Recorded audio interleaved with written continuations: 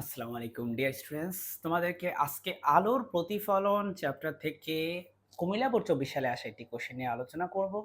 পাহাড়ি রাস্তার অদৃশ্য বাঁকগুলোতে কত ডিগ্রি কোণে বড় আকারের সমতল আয়না বসানো হয়? দেখো, এটার উত্তর তোমরা নিশ্চয়ই জানো, সেটা হচ্ছে 45 ডিগ্রি।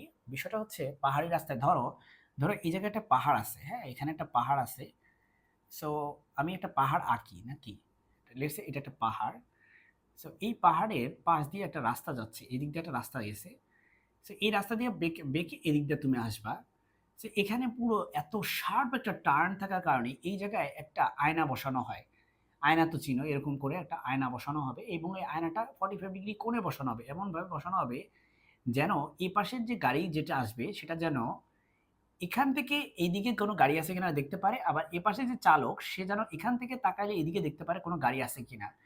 সো এইজন্যই 45 ডিগ্রি অ্যাঙ্গেলে বসানো হয়। সো আশা করি তুমি কিছুটা হইলেও কনসেপ্টটা বুঝতে পারছো। মাই ডিয়ার স্টুডেন্টস, তুমি আমার চ্যানেলটি সাবস্ক্রাইব করে রাখো যাতে তোমার ফিজিক্সের, কেমিস্ট্রি, ম্যাথ এবং হায়ার ম্যাথ রিলেটেড যে কোনো রকম এমসিকিউ এবং সিকিউ রিলেটেড প্রবলেম আমার এই চ্যানেলে তুমি যেহেতু পেয়ে যাবে, চ্যানেলটি কেন সাবস্ক্রাইব করে রাখবে না?